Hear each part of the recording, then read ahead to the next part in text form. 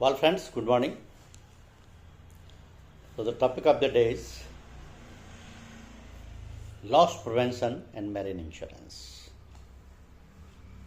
Loss prevention and marine insurance.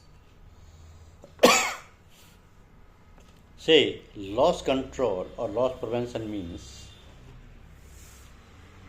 a systematic approach to reduce loss of or damage to property with the purpose of minimizing waste to the owner. As loss is often compensated by insurance, a reduction in the overall level of loss leads to loss waste for the entire community. Of course, it is impossible to eliminate loss entirely because of damages inherent in cargo transportation. So, maritime perils and the risks of fire or flood are always present and cannot always be avoided.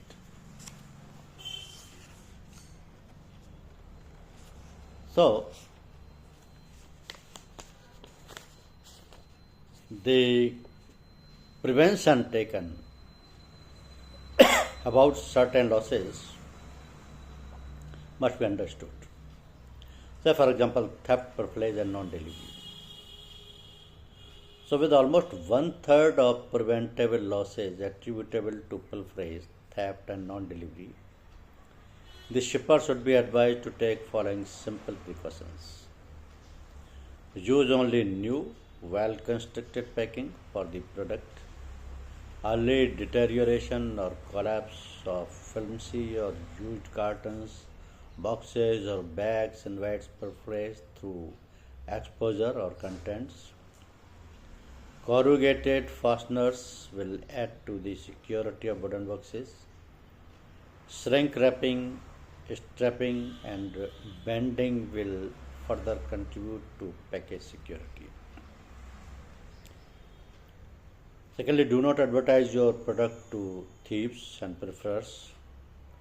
Descriptive labeling, illustrations, or prominent display of trademarks and well-known company names on any type of cargo simplifies the pilferer's task. Instead, use coded marking and change the codes frequently. Clear and complete delivery and handling instructions should appear on at least 3 surfaces of the exterior packages. Limiting marks to only 1 or 2 surfaces invites rolling, tumbling, and flipping of packages in search of marks and delivery information. Bright colors coding of sides or corners facilitates and identification and minimizes the number of strayed parcels. So, uniting and unitizing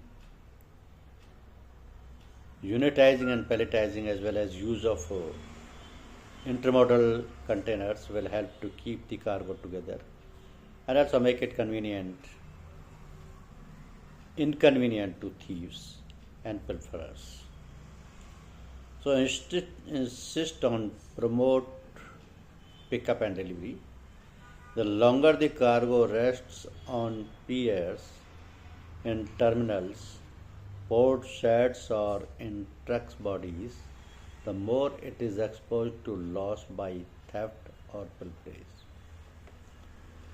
Handling and stowage damage.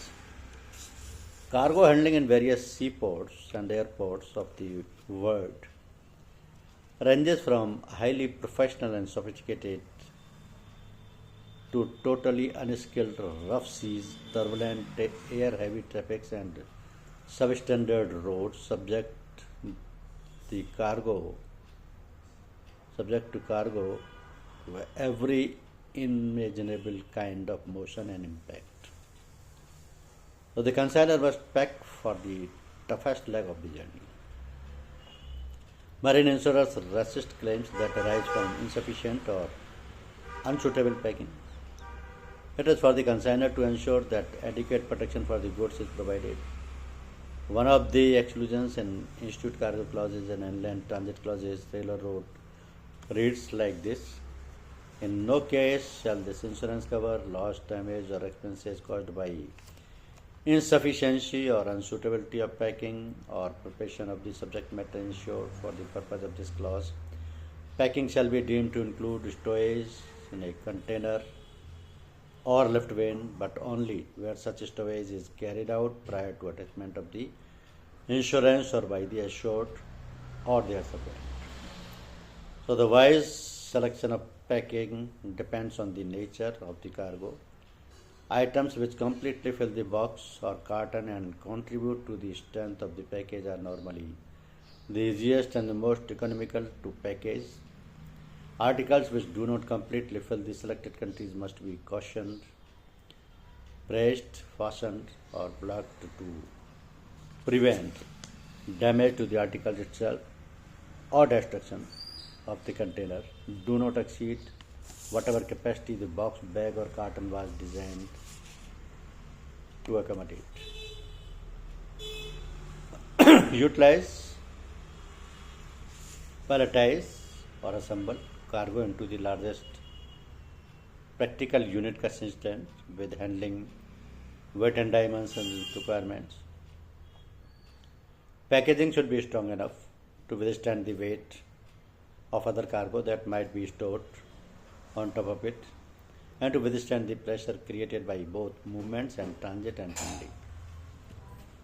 So, greater part of damage that occurs to cargo during ocean voyage is attributable to the improper stowage. Stowage means placing and securing of cargo in the holds of a vessel. So the main objectives of a good stowage are the general stability of the ship, safety or personnel on board, and observance of load line regulations, to make optimum use of cargo space available in the vessel, to facilitate loading, unloading, and handling operations, the prevention of damage to cargo by shifting, contact, sweat, bad stowage, and similar causes, to arrange the cargo shipped to different ports in such a way that it can be promptly and readily unloaded upon arrival at respective ports. The layout of the cargo is carefully considered with due allowance given to bottom stowage and avoidance of space wastage. The goods are securely laced and weighed to avoid displacement by the rolling and pitching of the vessel during the voyage. So water damages are also possible.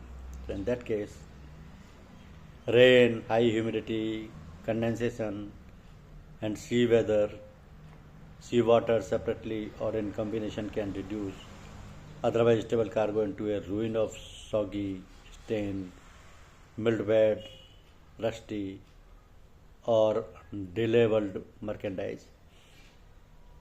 Salt spray driving across the deck of an exposed lighter, a rain-swept customs compound, an open track in torrential downpour, dripping of condensation from the chilled interior of a ship's hold, or sweat forming on the cargo itself are all common hazards.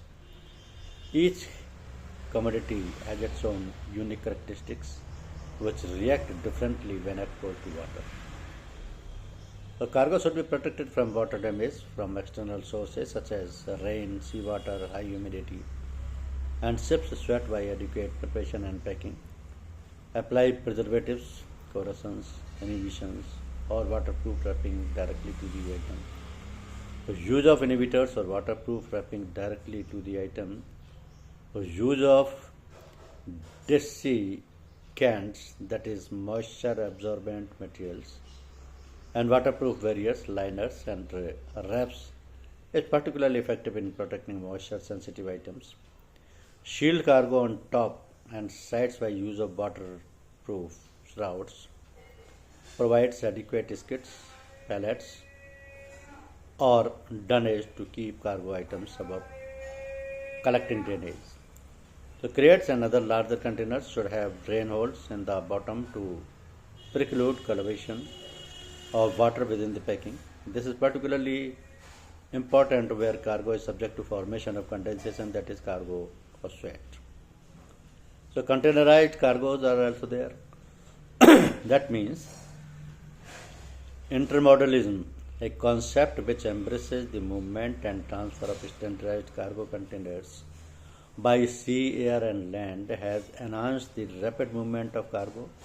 Development of specialized containers has provided the modern shippers with a selection of types, sizes, and configuration, thereby permitting containerizations of almost any type of cargo. Then inspecting the intermodal containers. Once the shipper has decided on the container services best suited to his needs and has selected the type of container which will adequately accommodate his cargo, he must inspect the container to be sure that it will properly protect the cargo while in transit. And then comes preparing the cargo. Means an intermodal container as essentially a ship's hold on a reduced scale. So when containers are placed on board a ship for the ocean voyage, the cargo stored in them is subject to the same movement forces and damage hazards that affect cargoes which are shipped in break bulk fashion. So it is very important to bear in mind that the same principles and techniques which apply to accept packing and cargo stowage of break bulk shipments are equally valid when preparing cargo for intermodal shipment and when stowing the cargo in containers. So stowing cargo in the containers means observe weight limitations, do not exceed the rated capacity of containers. Do not exceed the rated capacity of containers. So there are GIC directives. Officers dealing with claims should be alert to appreciate the circumstances leading to incidences of losses on different types of goods and put up suggestions to the underwriting department in case of recurring losses for minimizing the same in future. Because cargo loss prevention measures include supervision of discharge of cargo from steamers arriving at Indian ports. Bulk shipments are also there.